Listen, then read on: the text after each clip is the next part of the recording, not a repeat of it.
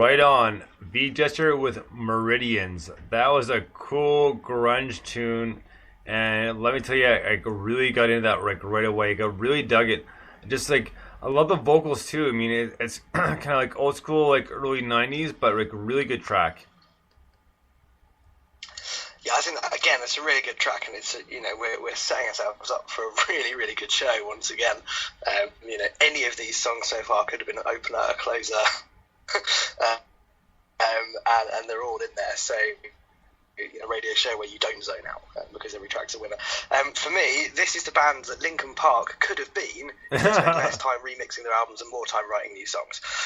So it's like, there was that kind of thing. I'm a big fan of good backing vocals.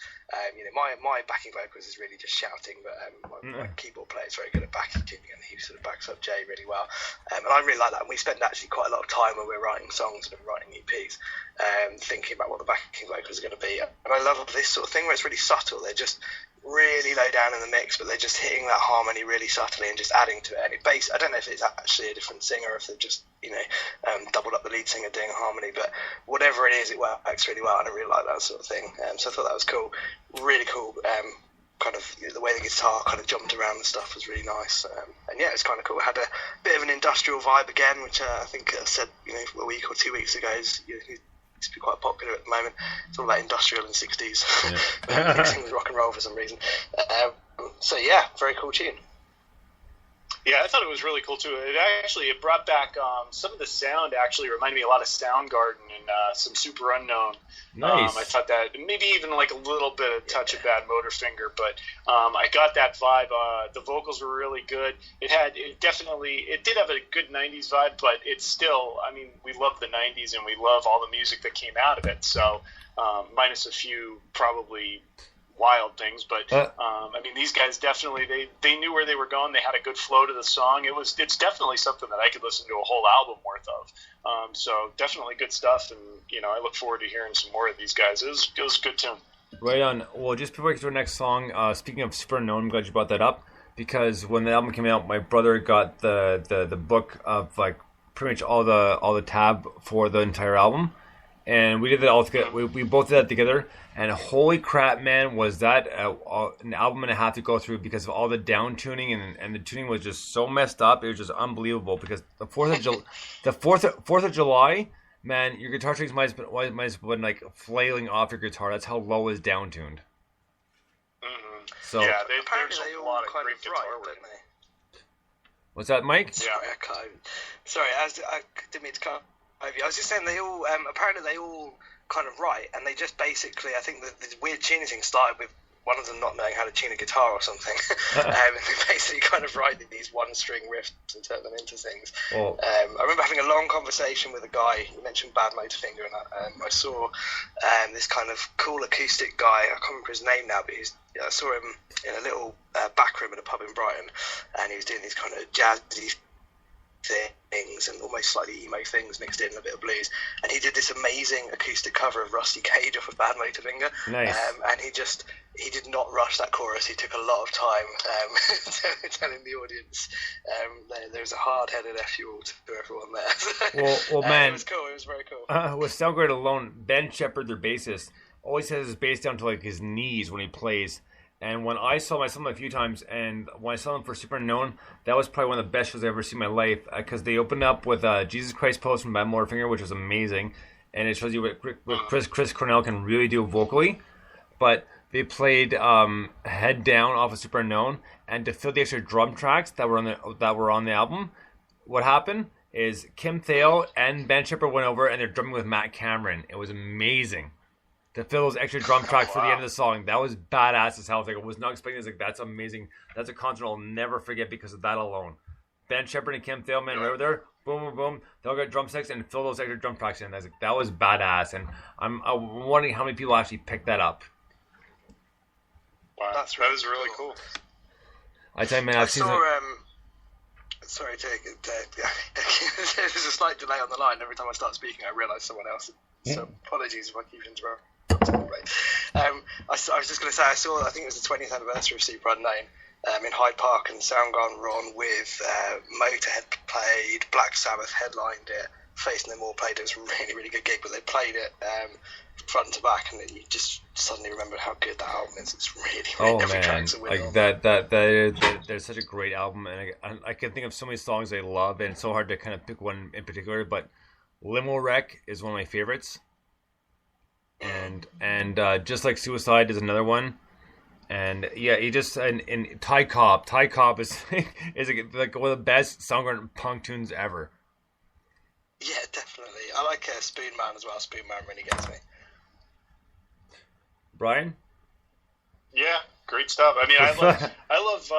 Actually, I was a big fan of the Bad Motorfinger record, and going back to what Mike was actually just talking about.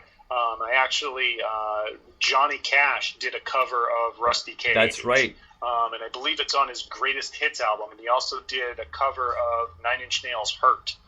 He did as well, yeah. Which is really cool. And then if you want to get into the acoustic discussion really quick, Chris Cornell does have his acoustic album that just came out maybe about 2-3 years ago. He sneaks a couple of Soundgarden acoustic tunes in there, including the famous Black Hole Sun, right?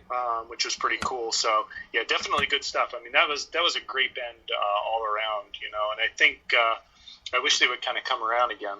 Well, you know, but it is what it is. I'll be honest. Like, there was it King Animal. It was all right. It wasn't that great, but.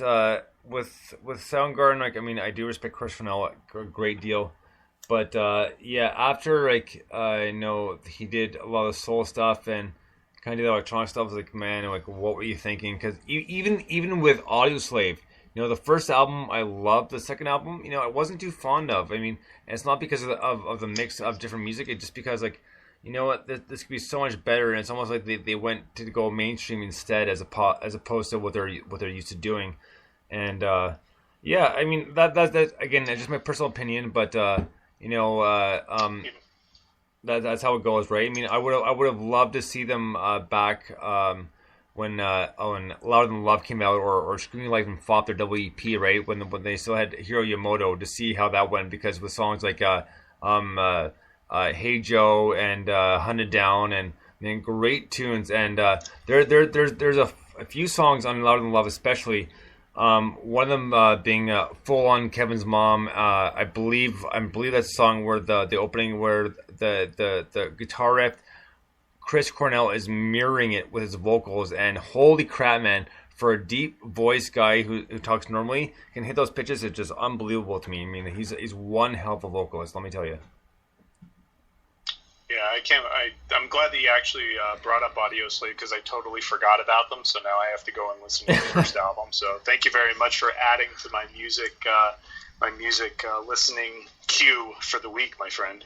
Right on. So next up, while you're doing that, don't forget to listen to Temple of the Dog as well. That's right. Yes, absolutely. That was initially supposed to be a Soundgarden album, but he chose to do it with Pearl Jam as well. So let's get to our next song here. Next band up is Grunge Norse and the Slackers. The one's called Sunset Red. Dig this.